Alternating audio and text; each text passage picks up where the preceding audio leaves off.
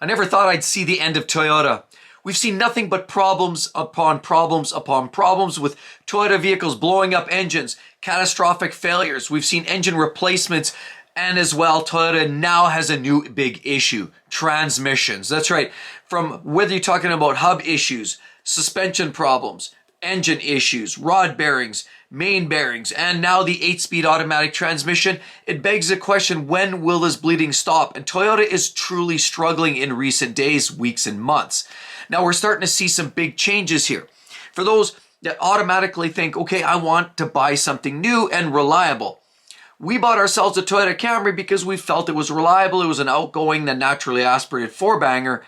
But now it begs the question, how reliable are in fact many of their vehicles?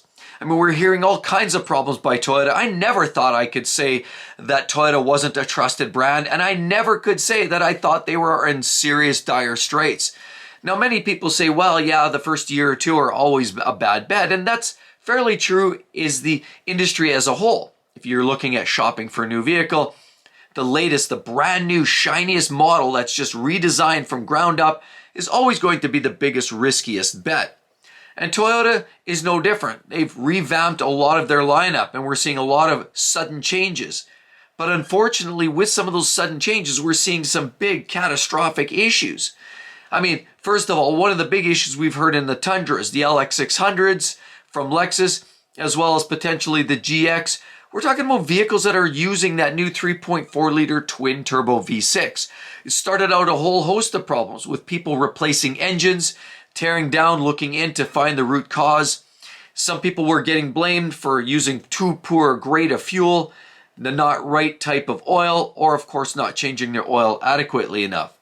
But then as they started to dig down, they started realizing there was flakes, metallics, certain size and capacity because of some of the machining were making their way in circulation and landing into the main bearings, thus wiping out the entire bottom end. And now as Toyota's learning more information about these issues, allegedly, they have it problem solved. So now they've agreed, yes, we're going to start replacing engines if you sustain some of these failures. But that doesn't leave a lot of confidence because now we're also hearing stuff with the Tacoma, the smaller pickup truck. Of course, they've had some issues, suspension troubles. Of course, even that 2.4-liter Turbo 4, there's been lots of complaints with that newly derived engine that it hasn't been the most awe-inspiring. It's been surging, hunting, drivability concerns, and it leaves a lot of customers in awe, wondering, what is this what Toyota has to offer? Then, on top of it, have you heard about some of the issues with the GR Corolla? Yes, their hot rod, high-strung little turbocharged engine that people knew they signed up on the dotted line. They wanted something fun, fresh. They could trust the performance and durability by Toyota until all of a sudden they're starting to burn up engines. We've seen a few stories there now as well. One gentleman ran out of insurance, car burned up, and the insurance wouldn't take him on. Of course, he ended up out of pocket. Another case where another engine blew up. He was able to salvage it, and Toyota fixed part of the issue. But the problem is there seems to be more and more issues with a lot of different drivetrains, from the V6s to 3-cylinder turbos, and even some of the 4-cylinder engines are seeing some troubles. Now on top of it, we have a new problem. Have you heard the latest by the Toyota Tacoma with their 8-speed automatic transmission? That's right, if you go with the 6-speed manual 3-pedal unit, they say it's a fairly reliable, robust unit for sure. That transmission has always been trustworthy. But the sad part is they're harder to find and very few people spec them out. Very few people even know how to drive a manual gearbox these days. So people are now opting for this new 8-speed automatic transmission. And on top of it, now, sadly, this new revamp has created a whole new generation of issues, spitting out check engine lights. Why? Because of drivability, rough shifting, no shifting, all kinds of problems because we're looking here and they're saying there's 5 engine codes because of a torque converter clutch actuator that's stuck in the off position. On top of that, they're saying basically the pressure control solenoid seems to be the culprit. And if you're saying, okay, well, what sort of engine codes? Well, Toyota's not going to own up and replace all these transmissions just because. They're saying if you sustain certain codes, for example, the P07407F, the P079571, the P08BA71, the P271371, the P280771, and the P281671 seem to be the inclusive fault codes related to this torque converter issue that some of these new 8-speed automatic transmissions are seeing and are starting to experience. Now, on top of it, it is eroding the trust of the buyer. We bought one because we trusted the brand. We bought the Camry. We trusted what they had historically done, what they've been building, and the type of product that they are sending out to market. But now, allegedly, with some of the cheating and some of the crash testing results that we've been seeing and some of the changing of numbers and sort of doctoring the test results and pre-activating the airbags just before hitting, it's testing, they've been testing these vehicles in optimal conditions and in sometimes doctoring and favoring the test results for the sake of the optimal numbers. Essentially, sadly, what we're seeing are a little bit of a slight manipulation. Allegedly, in my opinion, what we're starting to see are not necessarily the purely white gloves anymore. There seems to be a little bit of grease on the fingertips, if you will. We're getting bad V6s, 3 cylinders, 4 cylinders, automatic transmissions. And honestly, we're seeing quite a barrage of issues. Now, if you're going older Toyotas, sure, there's been lots of reliable units, and I'm not totally giving up on the brand. By no means. We bought that Camry, and so far so good, other than we had a bit of a hiccup ourselves, and I'll likely be sharing the long-term driver and ownership experience on that vehicle, mark my words. But we have had a few issues. We've had some whistling noises, we've had some clunking in the front end, but most importantly, we've had an infotainment system that would turn on, but there was no audio. We tried everything, and it wasn't until we went to the dealership, they disconnected the battery, reassembled it, and all of a sudden, lo and behold, it worked. Now, it's not uncommon. A lot of electronics are very similar. Sometimes your phone or your computer gets a glitch. You've got to do the good old-fashioned reboot, and then it functions again.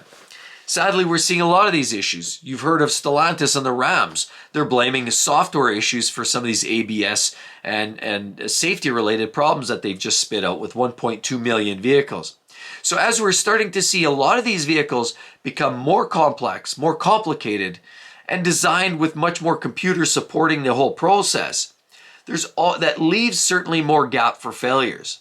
And while the solenoid may or may not, the root cause may or may not be related to programming or software, the sheer complexity, whether it's driven by computers, the sheer complexity of what yesterday was a smaller, simple component, now these manufacturers are using relays upon modules to drive everything and really integrate everything seamlessly. And when they work well. But when things start to fail, they get expensive and they get complicated to troubleshoot. And so now we're starting to see Toyota going down this path that, I hate to say this, I hate to even throw them in the same word as the S word, Stellantis. Yes, we know Stellantis and the Jeeps and the Dodge and the Ram products have had their share of issues and then some. Ford also is leading the recall. They are the recall king, effectively. But now we're starting to see Toyota not just having recalls related to simple nonsense like backup cameras not functioning or some oddity, a glitch on the screen. We're actually talking about serious major failures. And I've always said this. When a car manufacturer has the biggest issues related to engines, transmissions, those are the two biggest, most expensive components within a vehicle. And we're starting to see Toyota be absolutely inundated with some of these catastrophic failures. It begs the question, what's the future like in Toyota? And granted, sure, give them a break. Every manufacturer has a few teething issues, a few growing pains the first year or two in the newly revised anything. But there feels like there's way too much limelight. There's too much going on in Toyota headquarters. And sadly, you Google Toyota and you're going to find a list of different issues. Most commonly, recent issues. See, we never saw those types of issues when you went back 5-10 years ago. Not of this significance. I mean, every car will break. Every car manufacturer will have some hiccups. We also know that Toyota has had some of the sudden acceleration issues because of a design issue, allegedly, because the floor mats and the gas pedals, and that caused some troubles along the way. Oil consumption because of bad engine designs. 3-liter V6s in the old Tacoma or the old 4Runners had bad head gaskets. They have had their issues. We've also know from fuel pumps recently, there's been some troubles with that. And some of their hybrid systems too haven't been totally without their fault. So as we see this trend, Toyota seems to be accelerating the amount and the type and severity of failures in recent years. And while I haven't totally given up on hope, now going out shopping for a brand new vehicle, Toyota isn't necessarily on my first choice list anymore. There was a time when I said to myself, I want to buy something that's the most reliable because I don't want to have any problems. I can't entirely say that that's necessarily going to be the default anymore. What's going on with Toyota? Unfortunately, a lot of customers are losing faith, as I, sadly, am expressing a little pause. You know, when I'm shopping for the next vehicle, is it going to be an engine issue? Is there going to be a transmission problem? How about some major electrical failure? I mean, now we're seeing these new models. Of course, Toyota's got all kinds of new models coming out. And with the new 4Runner just around the corner, are they going to share the same drivetrains we're seeing in the Tacoma? Sure, likely will, because it's on a very similar platform. And it begs the question, how reliable is this new 4Runner? Now, people are out there rushing already, trying to grab what's left, the table scraps of the old 4-liter V6 and the old tried and true reliable automatic transmissions. So now, as we transition into this new sphere of Toyota's models, it begs the question, where has Toyota's reliability gone? I don't know. Love to hear your thoughts on that comment. Please do drop a line. Hope to see you all on the next one. See you real soon. Bye-bye.